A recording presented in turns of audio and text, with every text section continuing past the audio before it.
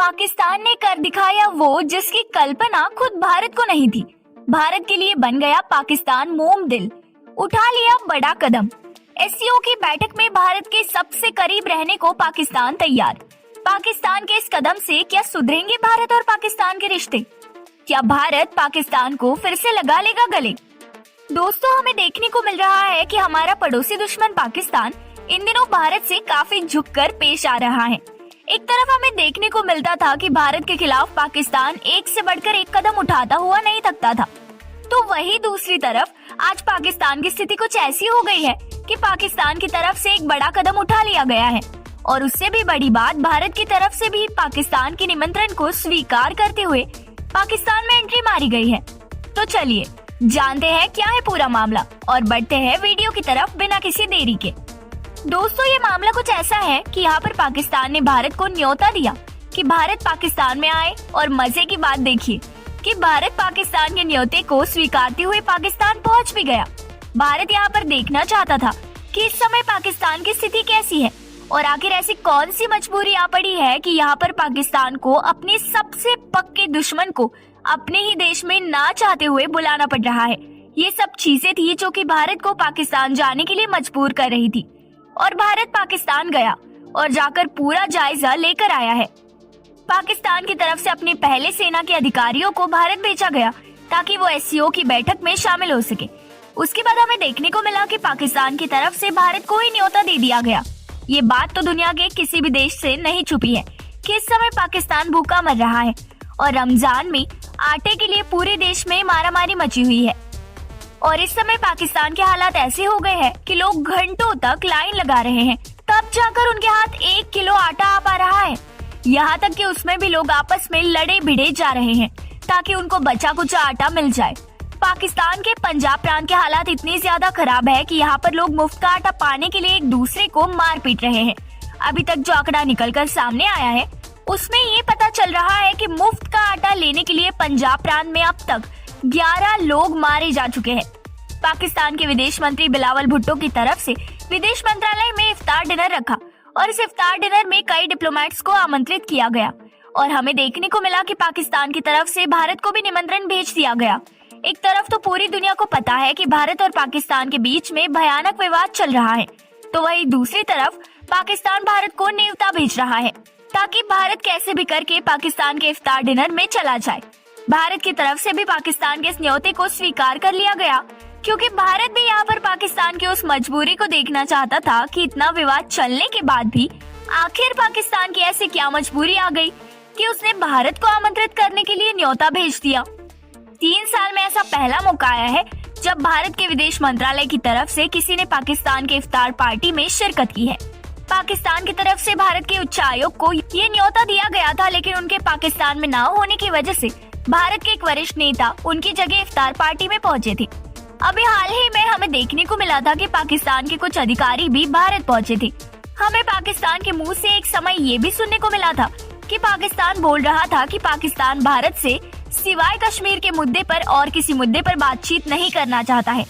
लेकिन आज वही पाकिस्तान भारत से घुल मिल कर भारत को इफ्तार पार्टी दे रहा है, भारत को अपने देश में बुलाने की कोशिश कर रहा है और भारत के साथ अपने रिश्ते को सुधारने का प्रयास कर रहा है।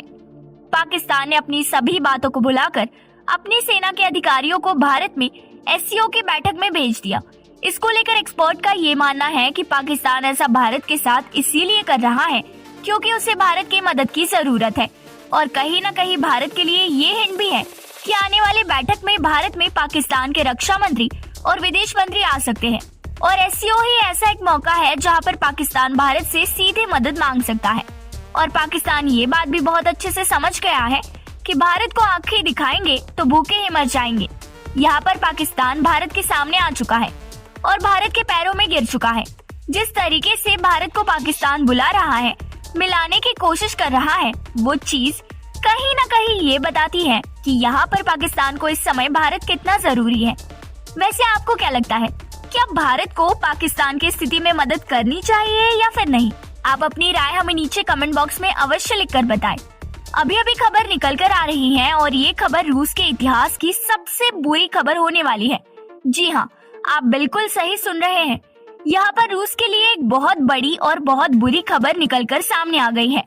पुतिन का नाटो को रोकने का पूरा प्लान पूरी तरीके से खराब हो चुका है, क्योंकि आप ये बात अच्छे से जानते होंगे कि रूस नहीं चाहता कि फिनलैंड नाटो का सदस्य बने। लेकिन यहाँ पर नाटो के चीफ की तरफ से एक बयान दिया गया और उस बयान के आने के बाद से आपको भी लगने लगेगा कि यहाँ पर रूस की बहुत बड़ी हार हुई है। नाटो के चीफ ने बयान दिया कि फिनलैंड को नाटो में शामिल होने में जो सबसे बड़ी अड़चन सामने बन के आई थी, अब उस अड़चन का हल निकल गया है। बताया जा रहा है कि तुर्की ने और वहाँ की पार्लियामेंट ने नाटो में शामिल होने के लिए फिनलैंड को अनुमति दे दी है। और इसी के साथ बताया जा रहा है कि नाटो का फिनलैंड 31वां देश बनने जा रहा है। इसको लेकर जितने भी पेपर वर्क करने थे वो सब लगभग कंप्लीट हो चुके हैं। अब यहाँ पर भव्य तरीके से नाटो में फिनलैंड का स्वागत किया जाएगा। अभी इसको लेकर खास तौर से बैठक नहीं की गई है और बताया जा रहा है कि आधिकारिक तौर पर जब नाटो में इसको लेकर बैठक की जाएगी उसी समय पर इस बात को बताया जाएगा और उसी समय फिनलैंड नाटो का 31वां सदस्य भी बन जाएगा। बताया ये भी जा रहा है कि इसे लेकर आधिकारिक तौर पर एक बड़ी बैठक बुलाई जाएगी और इस बैठक में सभी देश मिलकर फिनलैंड को नाटो का सदस्य घोषित कर देंगे और आने वाले कुछ समय के अंदर ही अमेरिका की नौसेना, थल सेना और वायुसेना ग्रीनलैंड के अंदर स्टेशन करना शुरू कर देगी। इसके अलावा खबर ये भी निकल कर आ रही है कि आने वाले समय में नाटो के जितने बड़े देश है वो अपनी अपनी सेना को फिनलैंड में भेज देंगे और इसको लेकर एक्सपर्ट ने ये भी कहना शुरू कर दिया है कि ये रूस के इतिहास की सबसे बड़ी हार है और रूस की सुरक्षा के लिए सबसे बड़ा खतरा। आप तो ये बात अच्छे से जानते होंगे कि रूस यूक्रेन को नाटो में ना शामिल होने के लिए ही युद्ध लड़ रहा है, क्योंकि यहाँ पर रूस को ये लग रहा था कि एक बार यूक्रेन नाटो में शामिल हो गया तो नाटो की फौज आकर रूस के बॉर्डर पर बैठ जाएगी, जो कि रूस की सुरक्षा के लिए बहुत बड़ा खतरा साबित होगा। अगर आप मैप उठाकर देखेंगे तो आपको दिखाई देगा कि जितना बॉर्डर यूक्रेन रूस के साथ शेयर करता है उससे कई गुना ज्यादा बॉर्डर यहाँ पर फिनलैंड रूस के साथ शेयर करता है। ऐसे में अभी तक रूस और यूक्रेन का युद्ध चल रहा था, तो इस स्थिति में फिनलैंड बिल्कुल खामोश था। न फिनलैंड की तरफ से रूस की तरफ झुकाव किया जा रहा था और न फिनलैंड का झुकाव यूक्रेन की तरफ था। ऐसे में फिनलैंड अब नाटो में शामिल हो गया है।